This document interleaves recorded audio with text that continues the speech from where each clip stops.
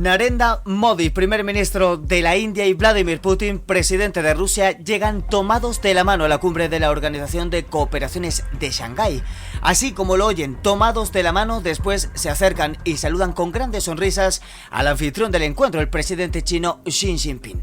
Es una imagen poderosísima que envía un mensaje contundente a la comunidad internacional que, por un lado, desconfía de Pekín, que ha intentado aislar a Moscú, pero que tiene a India, la democracia más grande del mundo y una de las mayores economías del planeta, como un actor geopolítico de muchísimo peso. ¿Cómo podemos interpretar este gesto? ¿Qué implica para el orden mundial un acercamiento entre estas tres potencias? Comenzamos aquí el análisis de la actualidad. Comenzamos las noticias de hoy. TF Noticias con Facundo Orellana.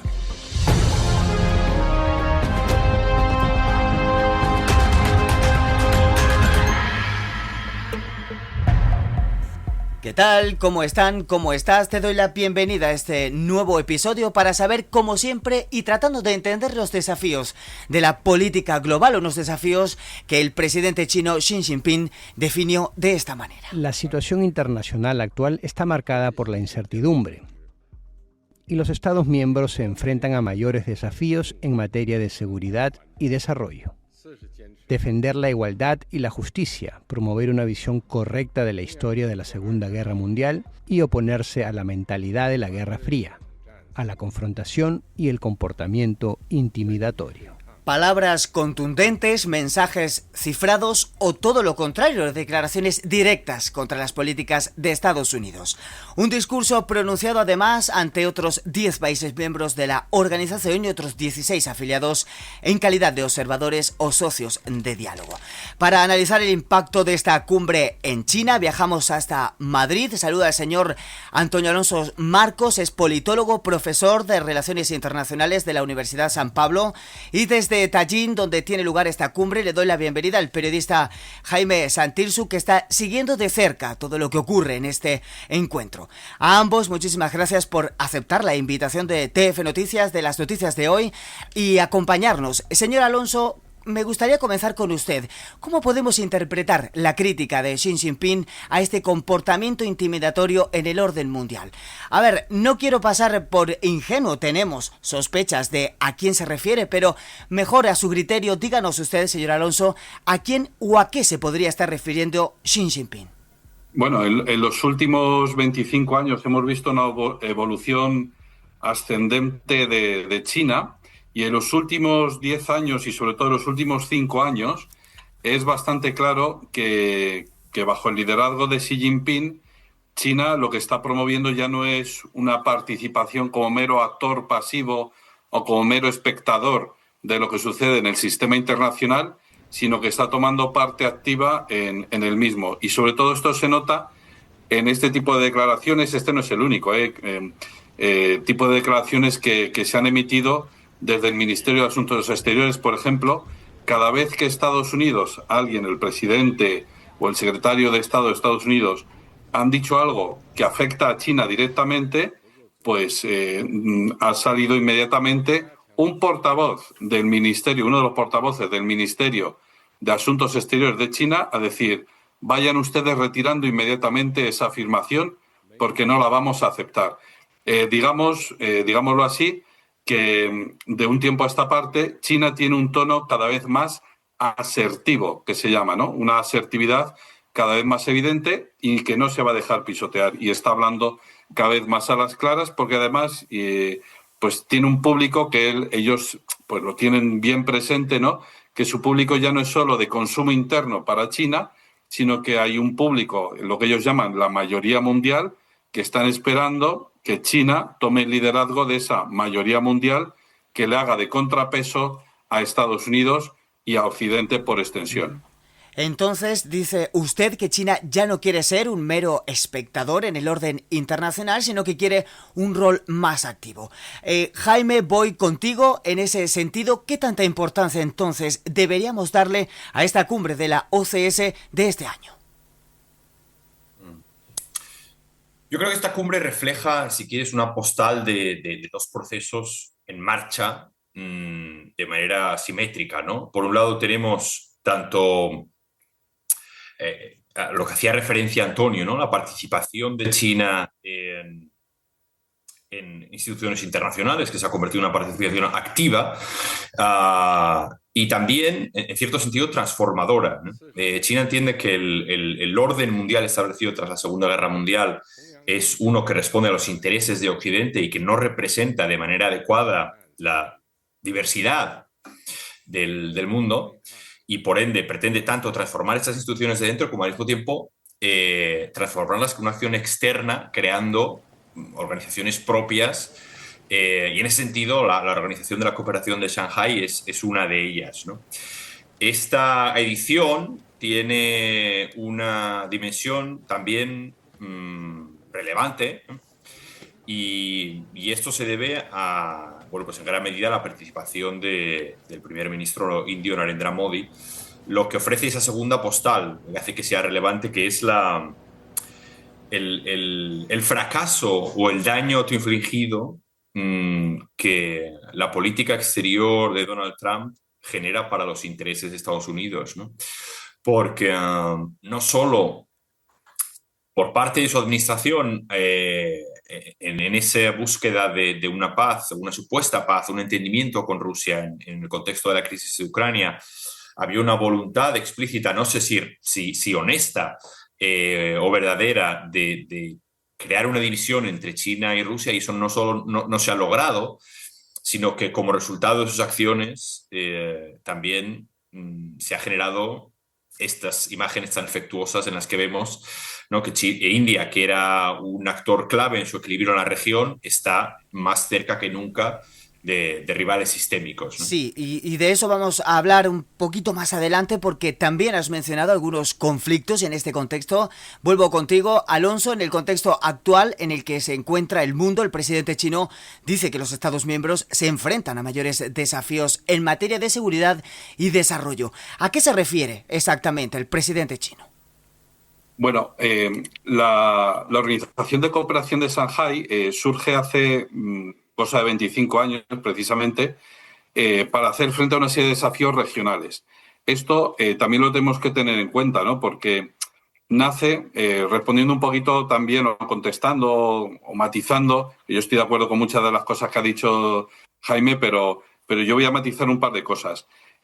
Nace dentro de lo que es la comprensión del mundo dentro de la ONU, porque hasta donde yo sé, China no quiere construir una ONU paralela o lo que sea, sino que dentro del sistema de la ONU, que nace después de la Segunda Guerra Mundial, pues pueden surgir este tipo de organizaciones regionales de cooperación.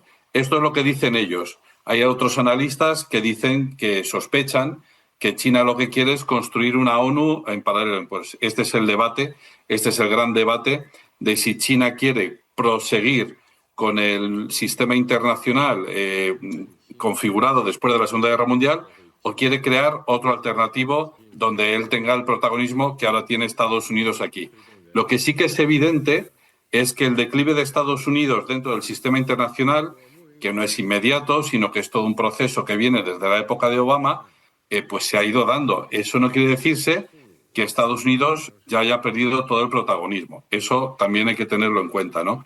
Pero yo no le achacaría a Donald Trump toda la culpa, a este Donald Trump, no al de hace 6 años, por ejemplo, toda la culpa de por qué se está acercando Rusia a China. Es más, Kissinger y Solzhenitsyn y otros muchos analistas estadounidenses ya advirtieron en el pasado, Brzezinski, perdón, no Solzhenitsyn, Brzezinski, ya advirtió en el pasado que teníamos que tener, o que Estados Unidos tenía que tener muchísimo cuidado de evitar una cosa, que es que Rusia se acercara a China. ¿Por qué? Pues porque eso puede conformar precisamente un contrapoder. De tal manera que lo que se ha estado consiguiendo en los últimos 5 años es precisamente eso, pero el mayor culpable hace 5 años no era Donald Trump, sino que desde hace 5 años el mayor culpable de todo esto ha sido Biden, básicamente porque efectivamente, aislando a Rusia del resto de Europa, dice, bueno, pues si mi mercado ya no puede ser Europa, pues mi mercado tiene que ser otro, ¿no? Estoy hablando ahora no de la guerra solo, sino de los productos, de las materias primas que que se dan en Rusia, ¿no?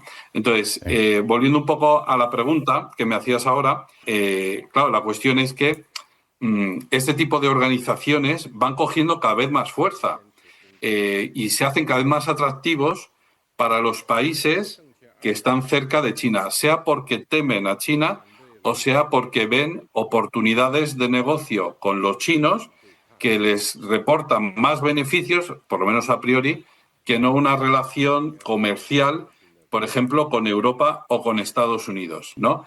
Y esto hay que tenerlo también muy en cuenta. Cuando Donald Trump está amenazando ahora con aranceles, y con esto acabo, la respuesta de estos países, por ejemplo, de Asia Central es, bueno, vamos a dialogar, pero que sepáis que tenéis todas las de perder, porque mi vecino, es decir, el señor que está al otro lado de la pared, es China y es Rusia, no sois vosotros. Vosotros estáis a miles de kilómetros y me podéis amenazar con sanciones. Dicen esto los países de Asia Central. Pero es que al final o me ayudáis por las buenas o directamente me echo en brazos de estos otros dos. Y justamente eso pareciera ahora lo que está pasando también con India. Usted ha dicho varias cosas interesantísimas, señor Alonso. Me voy a quedar con una para preguntar a Jaime. Usted dice, Alonso, que China no quiere formar una ONU paralela, algo que otros argumentan. En ese sentido, Jaime, ¿qué tiene en particular la OCS y en qué se diferencia de otras organizaciones internacionales? Yo creo que, como decía antes, forma parte de los esfuerzos de China por generar un entramado institucional alternativo al orden establecido tras la Segunda Guerra Mundial, como es también el BRICS, ¿no? Y tiene en común con esa organización una noción que yo creo que en el discurso se pone en cierta manera de manifiesto, que es que no tiene una finalidad evidente, es en gran medida una organización vacía de contenido. Y si acaso tiene un contenido, es un contenido en oposición. Es una organización creada, como comentaba Antonio, en 2001, ¿no? Hoy celebra su 24º aniversario, y creada en gran medida para ofrecer una resistencia, una alternativa a la influencia de las instituciones occidentales lideradas por Estados Unidos en la región, ¿no? Y haciéndolo de una manera que articule este bloque a partir del liderazgo de Rusia y China, ¿no? Yo creo que lo que evidencia también estos saludos que ahora vemos en pantalla, por un lado, es que exactamente como sucede ahora, eso deja un lugar intermedio un poco peculiar a India, ¿no? Que es otro gran actor de la región. Y luego, por otro lado, que esa jerarquía, esa relación entre China y Rusia se ha vuelto con el paso de los años y de manera excepcionalmente acelerada tras la invasión de Ucrania en una relación crecientemente asimétrica, con todos los desafíos y todas las implicaciones que eso tiene para la región y que se manifiestan de nuevo en esta cumbre celebrada aquí en Tianjin. Al principio hablamos de estas imágenes que son un claro mensaje a la comunidad internacional. Veíamos al primer ministro de India caminando de la mano con Vladimir Putin. Alonso, usted lo decía hace un rato, ese acercamiento entre India y Rusia muestra que Estados Unidos ha cometido un error al enfrentarse comercialmente con India, lanzándola a rivales históricos de Washington. Bueno, la verdad es que los equilibrios de esta parte del mundo nada tienen que envidiar a los equilibrios de Oriente Próximo. Nosotros, por lo menos, no sé en el resto de Europa, pero aquí en España cada vez hay más gente que estudia los temas asiáticos, pero desde luego aquí en España los estudios asiáticos son la hermana pequeña de los estudios de relaciones internacionales. Muy poquita gente conoce la realidad y los equilibrios regionales o intrarregionales de esta parte del mundo. De tal manera que esta organización es, yo más que verla vacía de contenido, yo la vengo estudiando desde hace eso, pues casi 25 años, o por lo menos 20 años, y en fin, la he venido siguiendo de cerca y yo creo que sí que tiene contenido. Esta reunión, pues a lo mejor no tiene un contenido, digamos, distinto o remarcable en esta edición, ¿no? Pero la organización surgió para redefinir, para acordar las fronteras entre los países después de la caída de la Unión Soviética, principalmente, y luego se fueron añadiendo otros objetivos, ¿no? Por ejemplo, la lucha contra el terrorismo, la lucha contra los separatismos, la lucha contra los extremismos religiosos, ¿no? Esos son los 3 grandes males que señala la organización desde sus inicios. Entonces, obviamente es una organización en la que China quiere demostrar que tiene una cierta capacidad de liderazgo y que tiene una cierta capacidad de atracción, de atractivo para los países de la zona. Si hace casi 25 años eran solo 5 países, pues el éxito ya lo vemos. Es decir, pues no son solo más de 10 los miembros, sino que si vemos las fotos de estos días, veremos que hay en total 20 países por lo menos que están allí presentes, entre ellos Turquía. Y también está invitado Antonio Guterres, que es el secretario general de Naciones Unidas, ¿no? Entonces, digamos que esta organización sí que ha tenido cierto éxito, sobre todo en combinar la presencia, y tengamos en cuenta que las decisiones se toman por unanimidad, la presencia de antiguos enemigos, antiguos y no tan antiguos, enemigos acérrimos. Por ejemplo, India y China, efectivamente. India y China tienen problemas fronterizos, que este es uno de los objetivos de la organización, y, en fin, bueno, pues ahí están sentados en la misma mesa.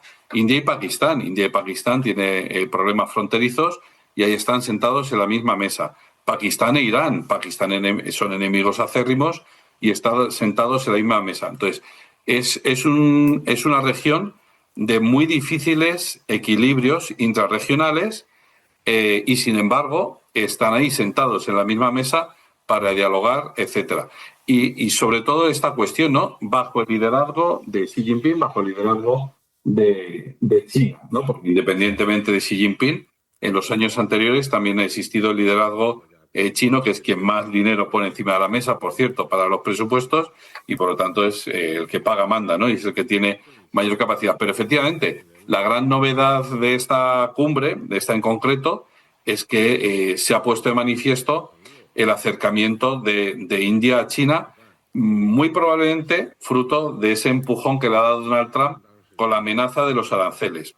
Es cierto que, bueno, pues quien conoce a Donald Trump, pues más o menos conoce su forma de negociar. Entonces, lanza una bravuconada, luego eso hace que tú te asustes y que quieras sentarte a negociar, y entonces donde él pensaba pues eso, alcanzar un 20%, al final tú le dices, oye, ¿qué te parece un 30%? Él te dice, perfecto, ¿no?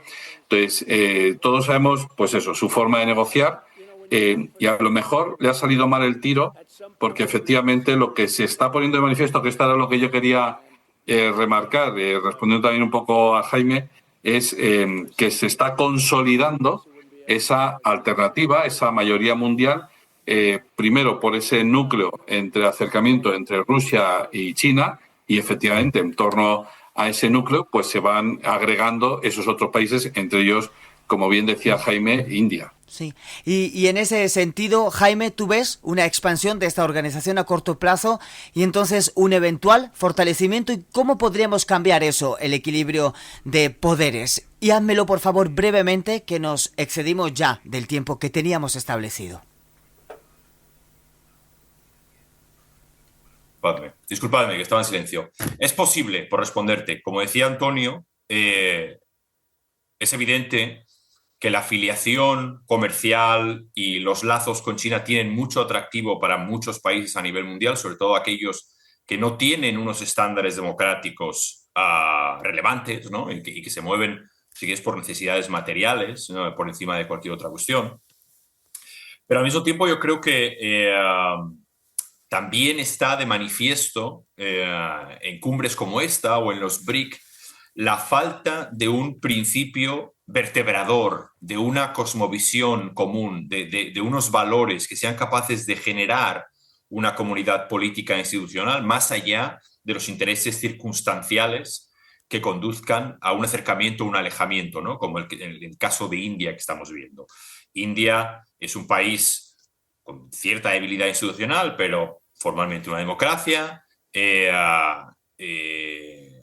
y y entonces hay varias líneas, varias líneas de ruptura que recorren estas organizaciones que impiden la creación de un patrón general, uniformador, común, que les dé un realce más allá de las circunstancias, ¿no? Yo creo que esa debilidad estructural, yo creo que se volverá más acuciante a medida que la capacidad económica de China y por ende su atractivo mengue en paralelo al declive de su modelo económico. En cualquier caso, China, Rusia, India, los 10 países de la Organización de Cooperación de Shanghái parecen cerrar filas. Con ellos también otros 16 países afiliados a la alianza y emergen entonces como un eventual contrapeso en la balanza del equilibrio geopolítico mundial. Lo hablábamos en este nuevo episodio de las noticias de hoy con Antonio Alonso Marcos, politólogo, profesor de Relaciones Internacionales de la Universidad de San Pablo en Madrid, y desde Tianjin con Jaime Santirsu, periodista que está cubriendo esta cumbre. He de corregir un error que tuve al principio de este episodio. Dije que Jaime se encontraba en Tallin, pero no, es Tianjin. Dicho esto, gracias a ambos por estar hoy con nosotros y a ustedes darles las gracias un día más por estar y decirles, como siempre, que sigan pendientes a más información en próximos boletines informativos. Gracias por estar.